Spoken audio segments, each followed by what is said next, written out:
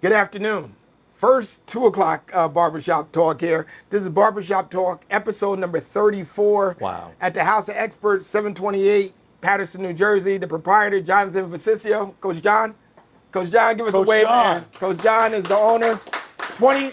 21 years of service to the city of Patterson, book bag giveaways, free haircuts, and now he's the volleyball coach for Patterson Recreation. And unfortunately, guys, the rec volleyball program is full. No more, right, John? We're full?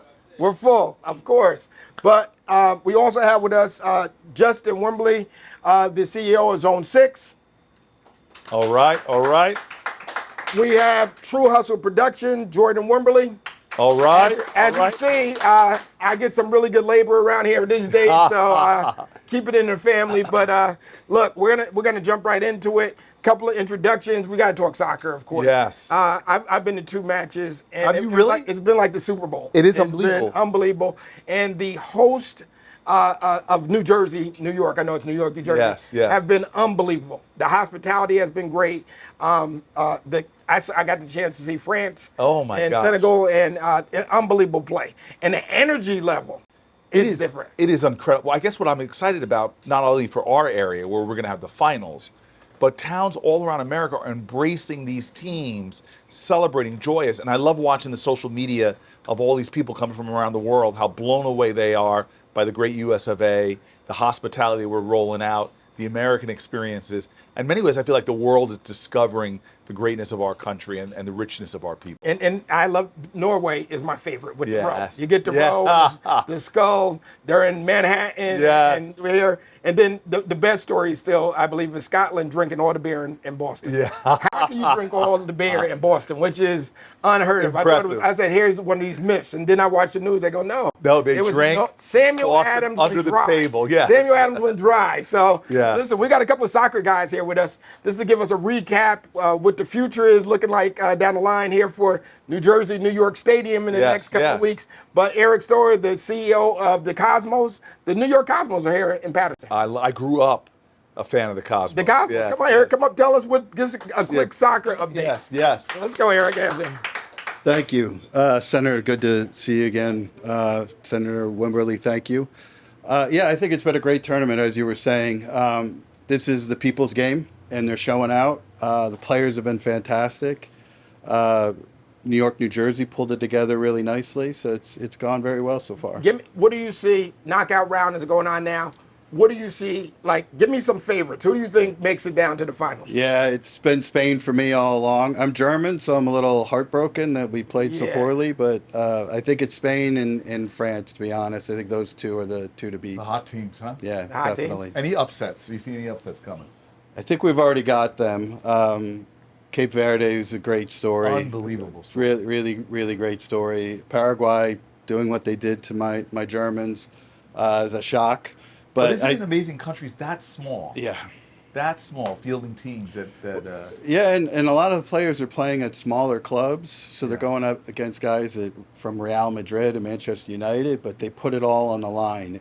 And what I've noticed is the announcers they really feel it. They recognize how much they're putting of themselves into the game, and then the fans respond to that. It's always a great tournament. Now tell me this, will a lot of the stars, I mean, there are new stars being discovered from some of these countries, will they, after the World Cup, get big contracts? Absolutely, Yeah. massive, especially the young guys. Yeah.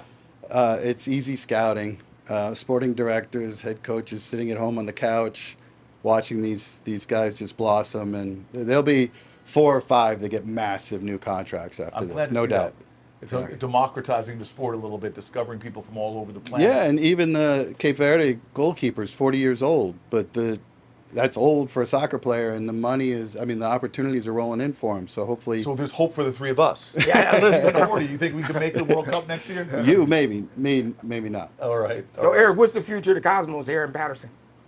A long future. We're just getting started, trying to build a marketplace, connect with the community, one conversation at a time. Things like this are important for us, so thank you for the invite. It's a super diverse area. Everybody loves football, and we just work at it day in and day out. I really appreciate it. I'm here because of sport. I'm here because of American football gave me a scholarship to college, opened up opportunities. But I know you're like this. So many of the lessons of my life were forged on the football field, just like, delayed gratification, teamwork, all these lessons I still lean on, grit and guts, hard work. It is amazing how much sports build character. Yeah, and it creates opportunities both on the field and off. There's kids getting, and young men getting jobs with our team that without us would never have had a chance to play professional soccer. And as we get better at that, it'll have a greater and greater impact on the community. And it's a multi-billion-dollar industry. And Major. So people, the professions, there are 1,000 different professions that lead into sports, from TV and broadcasting and media and coaching and athletic trainers. It's just so many ways to be a part of the global soccer revolution and not be on the field. Yeah, we have a partnership with William Patterson University, and we have, I think, about 10 of their students as interns this summer, working on both the Jackals and the Cosmos, and they're getting invaluable experience, and we need their help, and they're doing a great job. And so here's the one thing I have to say, my brother, like, the one thing I love, like when we were growing up, there were cultural events all across the board. All of us watch Roots or the last episode of MASH. All of us watch the same news at night, Dan Rather. But now one of the last sort of remaining glue, everybody was a part of the Knicks, even if you're not a Knicks fan. God. Yes. It was and the World Cup is doing the same thing. Same glue was same coming in. Shout out to the Knicks. I don't think we've been back on since the Knicks won to the real Knicks fans, a big shout out. Yes. To the other guys who ordered their stuff off of Amazon, I don't want to hear you. But Eric, thanks. We appreciate you coming up. And which is another breaking news. Yes. LeBron not going back to the Lakers. I'm a Laker fan, so I couldn't be a fake Knicks fan for the time. And LeBron not going back, the impact of this economically also, like, what is he going to do? Is he going back to Cleveland? That's what I want to know. Is he going to Miami? We don't know on the inside. The only person that is really probably worried is Bronny. Like, Bronny is like, Dad, where we going? Like, what are you doing? I'm sure he'll land on his feet. When the key was Bronny turned down the contract. And I'm going, that doesn't make sense. And a couple of weeks later, Dad doesn't re-sign and go. But if he goes to Golden State, are they going to be an old crew with him and Steph together? Or does he team up with Giannis and go to Miami? So you think he's chasing a championship? I think he's chasing a championship. Championship. I think you want to close out your legacy a winner. Yeah. Yeah, I don't think you want to go out in round one, just get by. And I think he's so competitive. So how many barbershops in America have they argued who's better, Jordan? Oh, every barbershop. I just had an argument with some kids about it, like explaining to them how good Jordan was. Yes. And to me, when we talk about teamwork, is the wins. Yes. 6 NBA titles, Yes. 6-0, a winner at every level. Yes. The consummate team player. But he did end with the Washington, Wizards. So sometimes you got to know. Then he also played, baseball for the White Sox. Yes, so I remember that. I think when you're a competitor, it's almost like politics. We have guys who reinvent themselves constantly. Like, I'll talk to a guy 1 minute he's running for school board, next minute I'm running for governor. Yeah. I'm like, how do you go from school board to governor? Yes. But that competition is in your veins, and I just think LeBron has a lot of freedoms that the Jordan generation didn't have to navigate a little bit more about what his destiny was going to be. But the biggest thing you say about Jordan is, God, that team, Scottie Pippen. You had these players. And Steph Kerr, everybody. And Rodman, when Rodman just came in, and he knew what his role was. He knew what he was going to do. And nowadays, guys, I don't think know what they're going to do. And I think the Knicks teamwork said it all. Yes. There's everybody. We had a barbershop talk before the championship. Yeah. And everybody's like, oh, Wemby. But that went south. You're down by 29 points. You're down by 22, and you're coming back and fighting. That's teamwork. So you may not know this. In the year, I think it was 1990-91, Sports Illustrated said the biggest upset in all sports was Buster Douglas beating Mike Tyson. Mm-hmm. But that same year, the number 2 upset in all of sports, they said, was when the number 1 college football team in the nation was Notre Dame, and we were going to play them. They're ranked number 1. We weren't even in the top 50 ranked, and we beat them. We upset them, and so they said that was the second biggest upset that year. But my coach, Denny Green, do you remember him? Dennis Green. Dennis Green. He was my coach, and what he was saying the whole week, in the films. We're sitting in the room watching the films. And he says, that guy's faster, that guy's stronger. They have better athletes than you all are. But we're going to be a better team. On this day, we're going to play better as a team. And when we won, I still remember flying back from South Bend to San SFO, and he gets on the microphone on the plane, or in this chartered plane, and he just says, you see, for the rest of your life, remember, team effort will always beat any collection of individuals. And I think that's the thing that I saw with. And Jalen Brunson, 5'11", 6 foot, dominant. Yes. Dominant. Like, Yes. that's it. I mean, every little man is like smiling. Yes. You know, and then maybe the quietest 45 points ever heard in my, like, he had 45 points, and Yes. it was just, it was like methodical. Yes. We're going to get it done. But that's the three-point line change in basketball, Yeah. I have to tell you, because I remember the days of Spud Webb. Yes, Yeah, yes, you know, yes. With the and- Reebok, yeah, pump them up. Yeah, Yes, yeah, yes, yes. yes. And I'll tell you, it makes you such a multi-threat person if you can shoot from outside, and the way he goes in against big guys to put it in closer to the board, it's just incredible. But I will tell you, I'm not a Knicks fan either. I was a Nets fan until Brooklyn stole I it. do a lot of net stuff myself. You know, but Brooklyn came into our state. Yes, yes. It came into my city. Kerry Kittle days. Yes. Jason Kidd is still one of my favorites of all time. Oh, hands down. yes, he's a great human being. But they stole my team to Brooklyn. Yes. I had to say, you're dead to me. You know, I just, it hurt me so much to lose that team. But I will tell you, everybody had to root for the Knicks just because they were a team that was, not only did they break a 50-plus year streak of not winning, but to me, it just was a testimony to what people can come when the gears fit in and you're playing as a team. Mike Brown. Yes. Fired multiple times. Yes. And he's telling the story of how when he was fired, him and his wife just vacationing, going to different places. Yes. You know, he takes, Sacramento to the playoffs for the first time in umpteen years. He gets fired. Yes. And then you're talking about resilience. That's what sports is about, which is a great segue into some of the stuff you're doing, in the U.S. Senate. When it comes to us, the PLAY Act with getting kids more involved. You want to talk about that a little bit? Yeah, look, sports was so important to me, but we all know this, and you're an antidote to this of what you do in the community.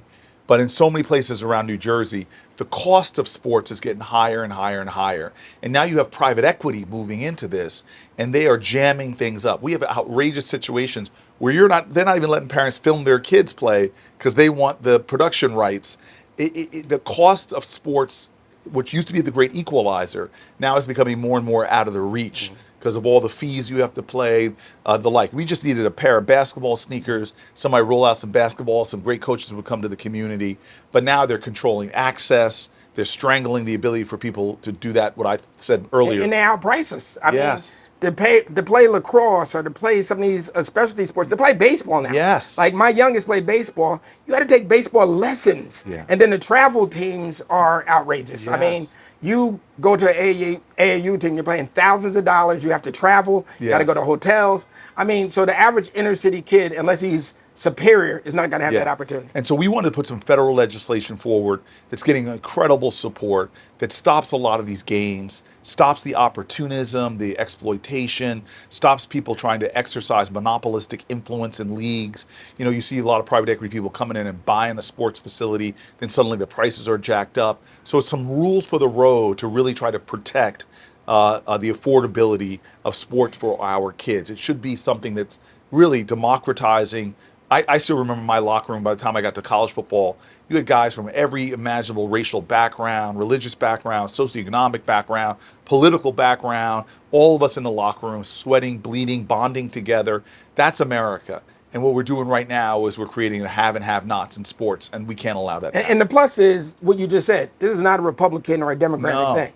And as a coach, I really didn't care about your political views too much. That's not going to be a conversation we're going to have. No. But you as a person, like you said, you go across the board, and you meet people. Joe Taub was one of my mentors. Wow. Now, Joe Taub, I met through Larry Doby. Yeah. Now, you're talking about sports having an impact. I'm the baseball coach at Eastside. A guy, Chauncey Brown, introduces me to him. Here's Joe Taub, and they tell me these stories of Patterson back in the day when, here's Joe Taub, Jewish white man, Larry Doby, and how they will walk to the theaters downtown Patterson and they have to separate. you know, blacks up top, whites on the bottom, Yes. and all these stories. But the crazier part on, he did so many things and still does for the city of Patterson, and people laugh. He was Republican. Yeah. And when I got involved in politics, he goes, "Look, kid, I just love you. Like, I don't care. care. I don't agree with some of your Yes. views, but." And on 911, I'm having lunch with those two at the bonfire, the old bonfire. So the Patterson folks will appreciate the old bonfire. And we're sitting down talking about politics on the day at 911. Wow. And my Wow. oldest son, Justin, is actually sitting there with me because the school calls me, you have to come pick him up. I'm like, I don't know what's going on at the Wow. time. I go get him and I go to lunch. Wow. So, you know, that's the separation that I think we're missing in America today. I think people can't make the difference between, you know, your views or how you feel. And I work across the aisle with many people here in Trenton, have relationships with certain people. But when you get to the lines of race and different things, the one thing you've told your story many times about how you ended up in Bergen County. Yeah, and I love the story. Housing is one of my things that I enjoy. Can you just share a little bit of that with our viewing look, audience? it's 1969. My family's moving up from Washington, D.C. I'm 4 months old. And then when they started looking for homes in areas in Bergen County that had my parents just looked at the ranking of public schools. Let's see if we can go to the best public schools. And they were shocked that every time they went to the town, that they would get told by a real estate agent, you can't buy a house here. Or, oh, the house you're looking at, it's already been sold. They were frustrated. They found this organization run by a woman named Lee Porter. We buried Lee Porter last year. She was 98 years old. Back in 1969, she was the head of the Fair Housing Council. When we buried her, she was head of the Fair Housing Council in Northern Jersey. And they said, let us try to help you. And they set up this sting operation where they literally sent my parents out looking at homes in Bergen County, and they'd be turned away, and they would send a volunteer white couple to pretend, hey, is this house for sale? And they would expose the lies.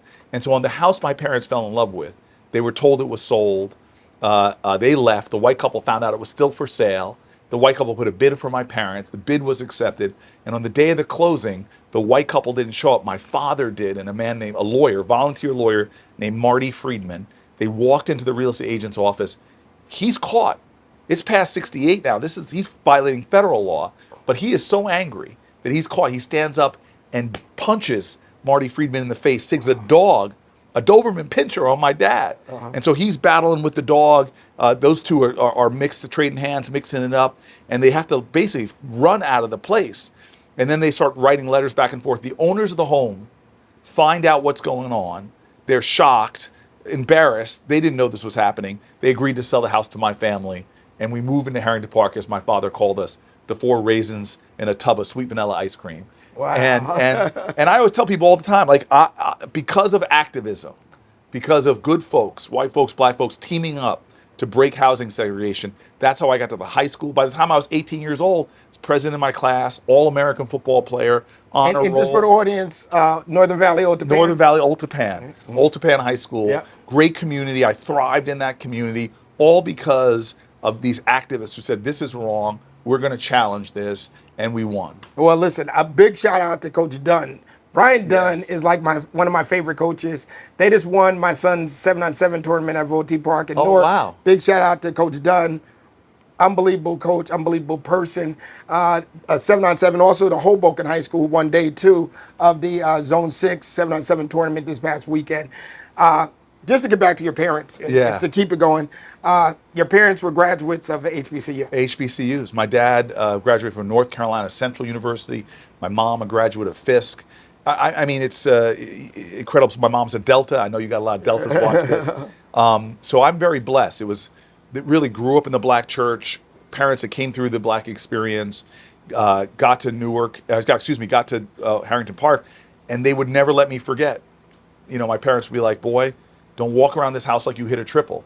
You were born on third base. You are where you are because of the struggle, sweat, sacrifices of your ancestors.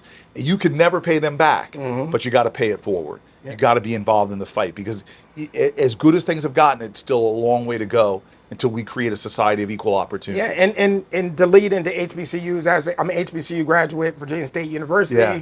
My wife, Virginia State University. 3 of my kids, Hampton University. 1 Virginia State University. In Congress, Alma Adams. The Ignite HBCU Act. And how important is it for us to make sure that HBCUs get properly funded or have the opportunities, or people really know the story of HBCUs? Like I've had arguments with people, why are you such an advocate for HBCUs? Because my folks couldn't go to No. the other schools. They couldn't go to University of North Carolina, University of Virginia. Segregation was real and still alive within a couple of generations. Well, one story and then a point. Like I was a overrated high school football player. I had all the red carpets rolled out to me, all the schools, Gatorade Player of the Year in New Jersey. And so I go to Duke, and my dad's like, I'm coming on this recruiting trip with you. I'm like, okay, Dad. And he's just acting weird the whole trip. We get back to the coach's office, and he just starts laughing. I'm like, what's wrong with my dad? He's just laughing, and the coach goes, what's wrong, Mr. Booker? What's wrong? He goes, man, I went to school down the street at North Carolina Central. Every once in a while, I try to make some extra money, and I bring my shoe shine kid in here to shine shoes. The security would find me, rough me up, kick me off my campus, and say no N-words allowed on the campus.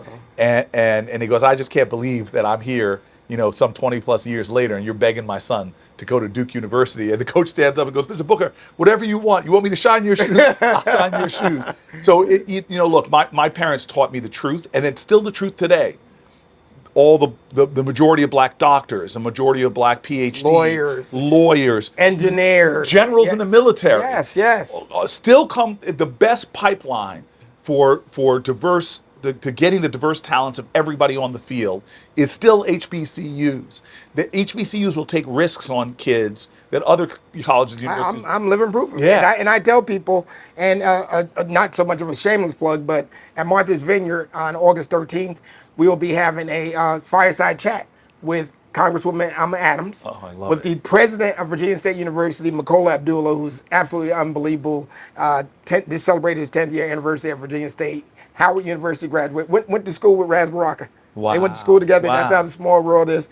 And it's being hosted by Jalil Thurman, who was on HBCU 101 on BET. So August 13th, if you're interested, please, I'll be posting more information. Martha's Vineyard. I saw you at Martha's Vineyard again. Yes, she has. Go hang it out. But she has Alma Adams has some Jersey roots. You know that, right? No, I didn't know that. She's good. So tease her about that. Look, we need to support our HBCUs. They are the pillars still and the pathways to us as America achieving our dream, liberty and justice for all.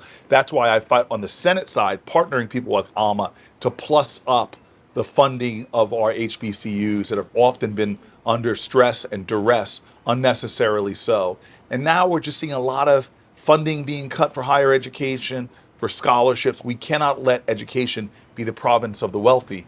HBCUs are the great egalitarian avenues of opportunity. We got to fight for them. Okay, well, let's stay in Washington. Yes. Donald Trump.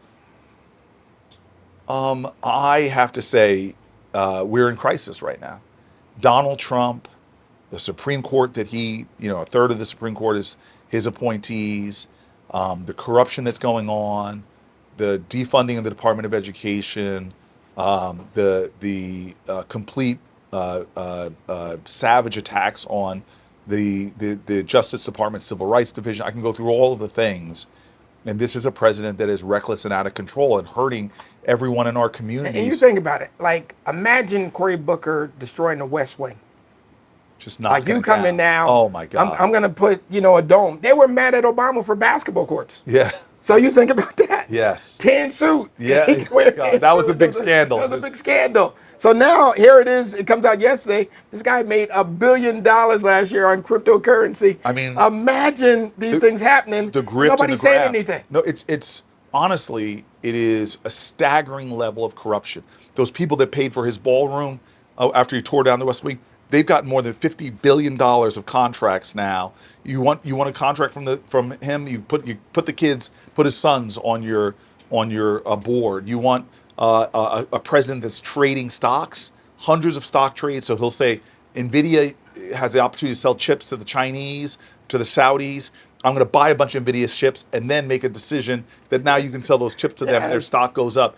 He is a grifter like you've never seen before, but we are paying the cost of it. Yes. Our expenses are going up because of his oil corruption. Alone. Venezuela, God bless the folks in Venezuela dealing with the earthquake, praying for them. Yes, Please yes. support and help these folks. But Venezuela, people are betting that this was going to happen. You're talking about inside trading? Yes. Poly market and these prediction markets, every way they can make money right now off of that position They're making it, and we're hurting as a result of it. And he's breaking his fundamental promises. He said, I'm going to bring prices down on day one. Well, his reckless tariffs, his war in Iran have cost us all. We pay for those tariffs, or our costs are going up. We're paying for that war $100 billion. And every 2 days, it's almost over. Every 2 Every days. 2 days, it's Yes. almost over. Yeah. We're Then right again, there. just last week, they bomb again in the Straits of Hormuz, still clogged, still causing global economic shock. We are paying higher and higher prices. And then what's his biggest signature bill? A bill that gave the wealthiest in our country, multimillionaires and billionaires, massive tax cuts. And what did he do? He gutted Medicaid. He gutted The big ugly bill, not the big beautiful bill. the big ugly bill, which is now going to cost hundreds of thousands of New Jerseyans to lose their health insurance, millions of New Jerseyans see their health insurance costs go up. So you're already paying skyrocketing costs in some places, and now your health insurance, especially when the Medicaid cuts happen, New Jersey hospital systems are going to buckle and have incredible strain. This has been a horrific president. And don't get me started with what you know intimately. On top of all, that would all be bad enough, but then his reckless, cruel immigration policies. I mean, it's ridiculous when you're talking about birth rates and all this other stuff that's going on, and he's married to somebody who's an immigrant. Then it would disqualify his family members, his kids, from that. And that's also a level of ignorance. And I'm not going to get on Donald Trump too much. Is to bounce off to the midterm elections. Can you explain to folks how important the midterm elections? Yeah, look, You had our ticket. You're on the top. I'm on the top of the ticket. You're on the top of the ticket. We need a big blockbuster New Jersey turnout because we need to pick up 1 or 2 House seats in our state to ensure that we get the House of Representatives back. Because remember, he knew he probably couldn't win the House of Representatives. So what did he have to do? He had to try to do mid-decade redistricting, told Texas and a number of other states, rejigger your maps so that I can gerrymander. And you think about how unethical this is in 2025, 2026, that we're even having a discussion about redistricting. I mean, the fact that Jim Clyburn almost got redistricted out. Yes. Like, that's the poster for me to say, like, something's wrong. Yeah, like, this is wrong in America. And they decided not to do it this legislative session in that state, but they could do it easily in another legislative session. And remember, so people who are saying, like, well, California did it, understand, they did it as a way to defend against what was happening. But there's been votes in the Congress against partisan gerrymandering. Every Republican voted for partisan gerrymandering. Every Democrat voted to end it and make fair maps all over the country. So we have a president that is overtly stealing from the American people, who is violating his promises. I won't get an overseas war and I'll bring down your costs. Well, your costs are up and we're bogged down in Iran right now.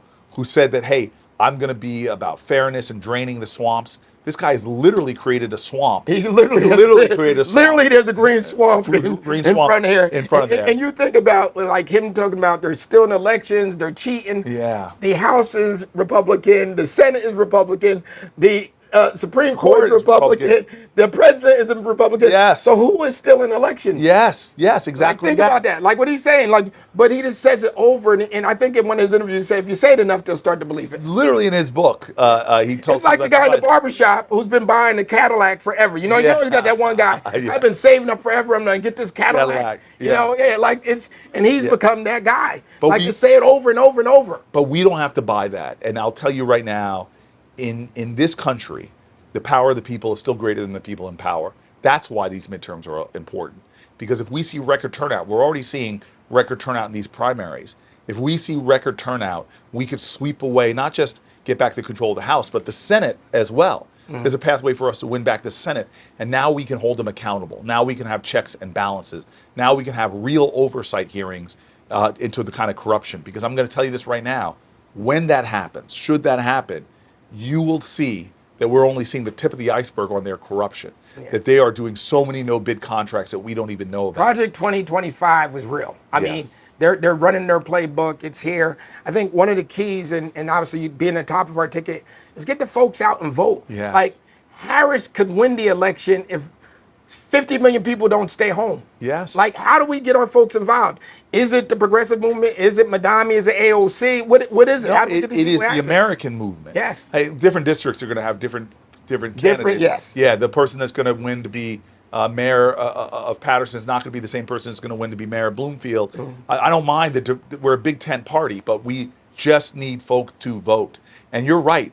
Hillary Clinton lost by 17,000 different people had come out to vote in 3 states. Yes, yes. 17 spread out on 3 states. That was that, and those is Michigan, Wisconsin, and Pennsylvania. That's all it would have took. My favorite locker room speech, you know it. My favorite locker room speech, Al Pacino. Any given Sunday. Yes. Life is a game of inches. Yes, 1 yes. inch is whether I tackle you or not. 1 inch decides whether we get the first down or not. It's those inches that add up to miles in your life. Well, we are all voters. What we do, the small things matter. Pay attention to the small things and we'll have the big victory. So what we do in our communities to get out the vote, to get people aware of what's at stake, our healthcare is at stake, our cost of living is at stake. All of these things are on that ballot, including them jumping out of unmarked cars, mass people taking our neighbors into Delaney Hall. I've been there. You would be so outraged by the people that are being locked up there. Parents of American children, mothers who just gave birth to their child, taken away from their babies. This is not who we are. The character, the corruption, the lack of character and the corruption that this man is showing is such an abomination, a moral stain on our country, and we can change that in this election. Folk got to get out and vote. And that's key. And obviously you're one of our leaders, obviously not just in New Jersey, but on a national level. What's next for Cory Booker? So look, I right now, I owe an obligation to New Jersey to leave everything on the field. And when I say that, that's up and down our state. But I just was back in the last few days from Texas, campaigning for Talarico. I mean, you're everywhere. Yes, yes. I feel blessed that, and we're proud of you. Let's make that perfectly clear. Well, I look, and if I see Cory Booker somewhere, that's a big that's New Jersey. Here's the guy, like you said, from Old Japan to North. For all the Jersey people, I want you to know, having all these chips to call in. I literally, this last 6 years, I set a record for the most money in any 6-year period of any senator's term. We in the federal delegation brought the most money ever back to New Jersey. Wow. So we're getting more congressionally directed spending, more infrastructure investments, more money for our local police and fire department. So at the end of the day, I want to be a great New Jersey senator, and I want to leverage my national leadership to always bring home the bacon, which is hard for me because I'm a plant-based person. Yeah. But I'll bring home the bacon for you. But that's really what this is all about. So I feel blessed I have to pinch myself every day that I get to be a New Jersey senator, but really to drive national things, national movements. I still remember joining with Bennett and Brown, going to the Biden team before he even swore his oath of office, saying, hey, we want to massively expand the child tax credit. We could cut child poverty in half. We got it done for that year. We were 1 vote shy of making it permanent. But in New Jersey, it cut child poverty almost 50%. Yes. And so these are the big things that you all have empowered me to do. I'm hoping I have another 6 years at it. And then I'm going to come back to you and talk to you about maybe what I'm going to decide to do in 2028. That's great. And bringing the bacon home, I just want to give a big shout out. We signed the budget here in New Jersey yesterday. Yes. We didn't stay to 12 o'clock. Yeah. Mikey didn't go to the beach by herself when it was closed. Yes. But we had a great day. LD 35 with Assemblyman Kenyatta Stewart and Al Abdulaziz, my 2 running mates. Yes. I'm the old guy out of this bunch, right? Don't say that because we're still the young guys. I'm the old guy. But a big shout out to them for bringing millions of dollars back to our district. Yes. And a lot of people don't understand what it is. And proof is one of the people who benefited, Shana Manrich, who is owner of Better Market. Yes. She has wait, this is great for you. This is all healthy food. What? Yes. So oh my God. She's at 215 Rosa Parks Boulevard in the city of Patterson. She is pushing healthy initiatives. But since your family is from North Carolina, you can't beat the Yellowstone ground grit she has going on over there. Oh my God. All healthy food. So our kids could put down the honey buns and the quarter waters and the CNCs and the onion rings. And as a homeroom teacher for 9 years, the breakfast of champions was a quarter water, a honey bun, and garlic potato chips. And I'd be like, put this stuff up, So the reality check for me was then, and I remember we started having breakfast after the bell. And how important is that many of our kids are not going to have breakfast. People take for granted they go home and eat. After school programs that feed hot meals, the attendance is off the charts. Because people don't have food, No. And I always tell people during COVID, the reality check came in when we had to set up lines for food. And folks didn't understand, because as a teacher I understood, is that when you go to these apartments, it's 2 bedrooms with 7 people in there. Yes. And grandma has a room. Yes. So you have to She gets her own understand room, that yes. that's here. So we want you to continually to advocate for us in Washington and New Jersey here. We appreciate everything you do. Well, can I say something? Because Yes. God has a way that I'm sitting here today. Today, 20 years ago, today, July 1st, we're filming this on July 1st, 2006, was the day I got sworn as mayor of the city of Newark. And my career this last 20 years, my mother has a saying, behind every successful child is an astonished parent. Yes, Yes, yes, and I yes. feel like I'm living this life that I hope makes my ancestors proud. But you and I, God ain't finished with us yet. And that's a reality check. I'm from public housing, Yes. single mom. You have an opportunity to do these things, and people ask me like, "What are you doing?" I'm doing it because it's what we're supposed to do. To do it, right. We're not supposed to be obstructionists to take away education opportunities, take away housing opportunities, Yes. take away job opportunities. These are the things that you are living it. And not, like I said, not just on the New Jersey level, but on a national, international level. You are international. Like, Right. people saw the post of Cory Booker and it's like, come on, man, you serious? Yeah. It's like, no, we're serious. Yeah. We're good. But we have a couple other folks I just want to acknowledge in the audience with us today. Shayna, raise your hand. So Shayna All is right. the owner of Better Market, Thank you, Shayna. 215 Market Street. She's getting healthy food, and she's in the 4th So ward. important. Thank Yes, you. yeah, and you can appreciate this. Councilwoman Vera Ames' ward. So I know how we Yes. love Councilwoman Ames. Vital, She's yes. in the 4th. And then, like I said, here today, BAYE, come on, BAYE. This BAYE. guy I love. Come up and say something to us.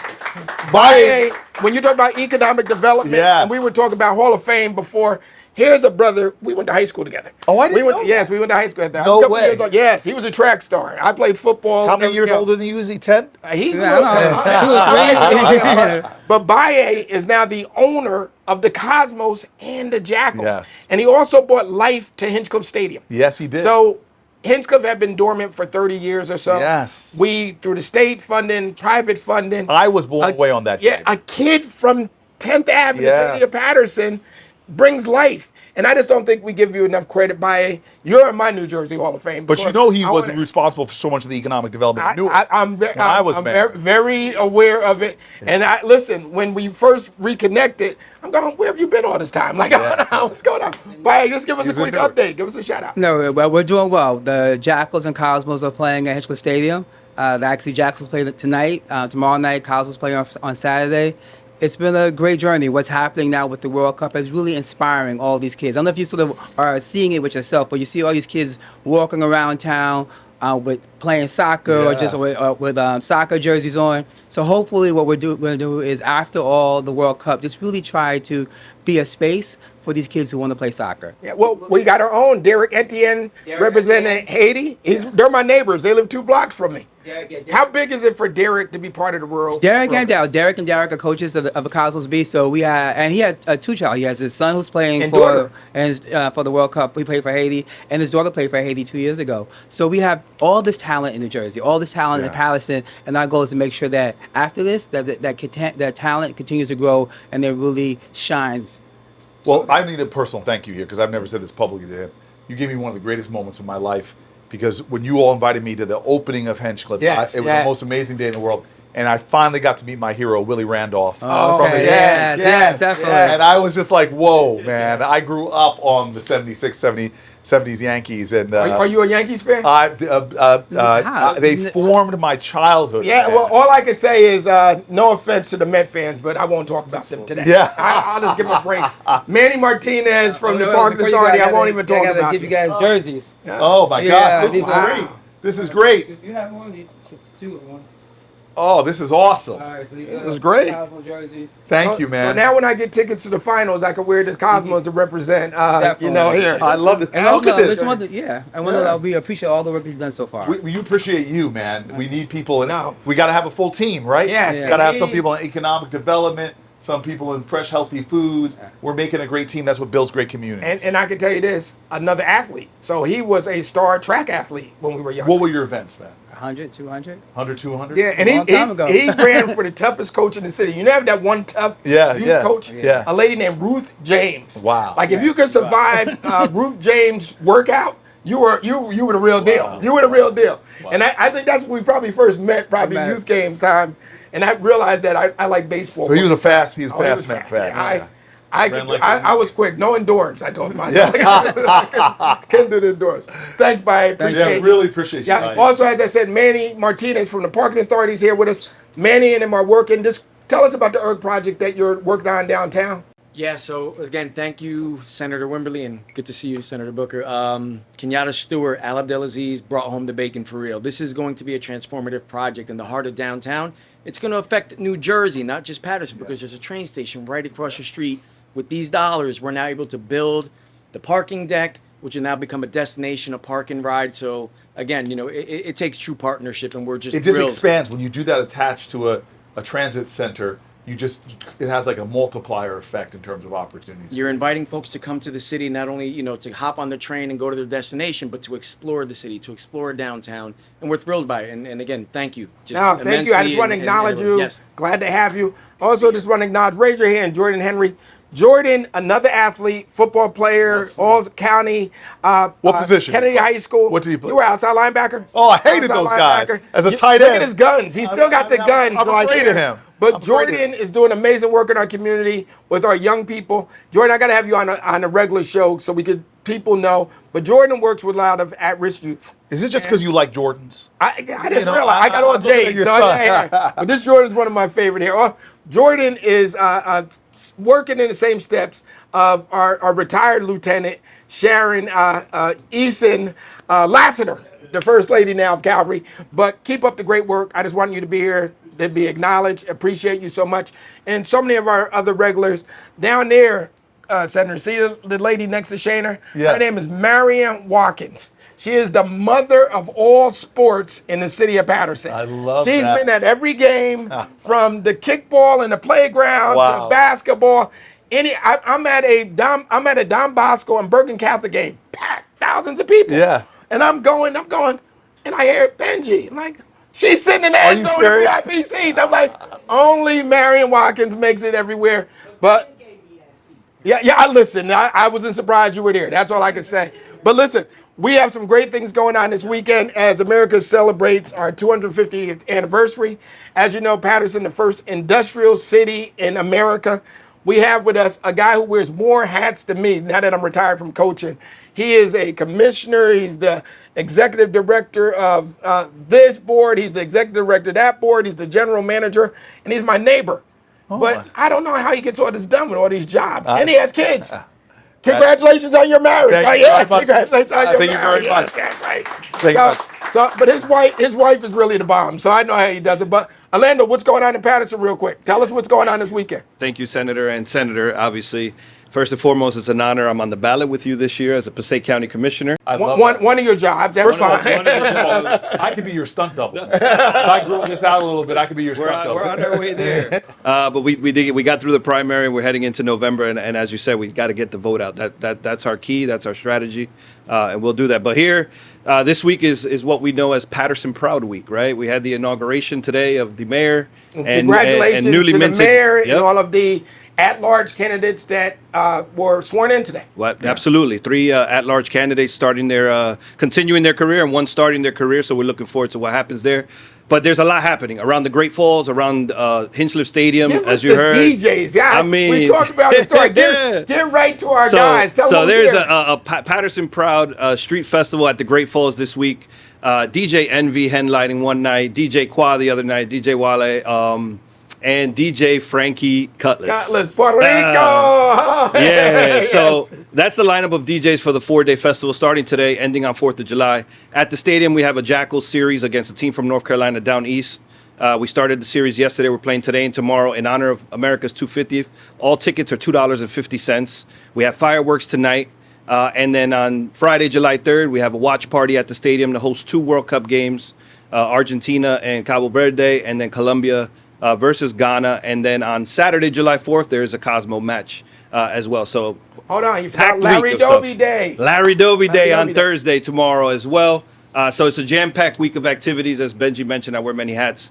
County Commissioner. I'm also the president of the Patterson Chamber of Commerce. So all this economic development, tourism, we're right in the heart of it, right here at the Great Falls National Park, at Hinchliffe Stadium, and everything happened in the city.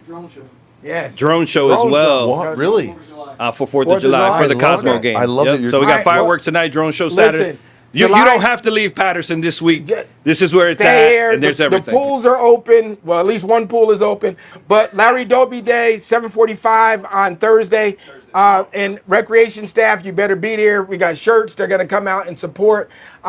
Also, you know, Larry Doby Day, as you know, July 5th, had opportunity to go to Cleveland last year. It's somebody that we have to honor every year. Like, we have to make sure every year, it's just not every 10 years that Larry Doby Day is there. I mean, as soon as I got off the 21, I see the mural to Larry Doby. Yeah. It's just powerful the way you elevate our history, our shared collective heroes. Nah, he was unbelievable. And then DJ Envy, I got to give Envy a big shout out. Envy, 2 weeks ago, along with the American Dream Mall, Keisha from American Dream Mall, gave a young lady from Passaic County Technical Institute a $5,000 scholarship to Hampton University. Envy is a Hampton graduate. Wow. He goes, Ben, find somebody who's going to Hampton. I'm scrambling. And a young lady comes up, Alicia Miller, who is a graduated senior, headed to Hampton University. Right love place that. at the right time. Yeah. $5,000 to start school. That's is not bad. bad. That's not bad. But that'll buy a lot of books. Yeah. So, any closing remarks? I just want to say thank you to you. I mean, you are a guy who has never forgotten the community that gave you opportunities. I've watched you now for years, if not decades, and I've just seen this authentic love of our community. We're coming up to our 250th anniversary. And they say, you know, in the Constitution, they talk about presidents and Congress people, but when it comes to real leaders that are of the community, for the community, by the community, you are really someone that is deeply rooted in who you are, where you came from, and you lift folk up every day. Thank you. You elevate, you see it today, you elevate and celebrate others. Listen, that's what we're going to, and you see Habib down there. Habib's doing some good work representing you down there. Habib was stolen from me. Yeah. Just like the Mets. Just like the Mets. The Mets and Habib both stolen. Habib's doing great work down there with my chief of staff, Yvette Rowland. But listen, this is episode number 34 of the Barbershop Talk. This is a special episode with our U.S. Senator Cory Booker. He told his story. More importantly, I mean, he's emphasized the importance for us not to sit on the sideline. No. Get involved in this process. Vote. I don't want anybody sitting in the basement on social media complaining about everything and not You talk voting. about sports. Yes. Democracy's not a spectator sport. You gotta be on the let's field. vote like the Knicks parade. Yeah. 2 million people. Yes. Let's get them out here. Yes. The midterm elections are so important. And we'll continually talk about the midterms leading up to the midterms. At least here at Barbershop Talk, we will continue to have those conversations. But I do want to extend my condolences to the Cleves family. We lost a true matriarch here in the city of Patterson. Teresa Cleves, longtime teacher, educator, family's unbelievable. I just want to extend my condolences to their family, because when you talk about the base, it's that 5th grade teacher who you'll never forget. It's back in the day, you know, we laughed because I had a teacher, Rachel Noble Cuff, and she used to get us right. Like, you know, I went to school 13, and if you act up, she go call your mother. Wow. Yeah, we need some more people call your mother. Yes. Like, and that's who the Cleves are, the Cuffs family are here, and I appreciate it. Also, Jonathan, big shout out to you for always giving up the barbershop. Yes. Your barbers. Thank you. Thank you. Thank you so much, John. Appreciate it. And then last but not least, 2 weeks ago, I was inducted into the New Jersey Football Coaches Hall of Fame. Are you serious? Yes. So That's awesome. this is actually the ring. And I publicly really want to thank the committee for selecting me. I was nominated by Coach Jacobs from East Orange campus and Coach Tyreek Holman from Hudson Catholic, who's a good friend. And people ask me for years, like, is it important? It's important because I want to thank the players who played for me. Like, I coached 34 years or whatever. Wow. And those guys who entrusted, the parents who entrusted them to me, and my coaches. Like, I had great, when you talk about team, I had some unbelievable coaches who ride or die with me. Yes. Like, our first year when I was at Patterson Catholic, our record was like 2-5, right? And I was trying to figure out this thing called a PowerPoint system, how we could make the playoffs. Yes. And I would be in there scrambling, and one coach, Teddy Cass, goes, Coach, I don't think we can make the playoffs. I said, I think we can. Hold on. If this person's up there. But these are the type of guys who supported me. So big shout out. If I coach with you at Eastside, if I coach with you at Patterson Catholic, Hackensack, St. Joe's, anywhere, if you let your kids come to me and be part of my life, this is your ring. I probably won't wear this again no time soon again. But I really want to thank the New Jersey Football Coaches Association because this is an honor not just for me. It's for the guys who believed in me, to my Little League coach, Howard Talbert, from the boys club when I first started, to Lou Mathis, who introduced me to organized football. Lou is a folklore hero here. To I went to PCTI. Everybody thinks I went to Eastside or what you call PCTI. But it's a great honor, and I want to share that with you publicly, and thank That's you so much. extraordinary. And a super, super thank you to my family. Yes. So with 4 boys Yes. and a wife, the Yes. boys have literally grown up on football, baseball, basketball fields. Yes. Like I've dragged them everywhere.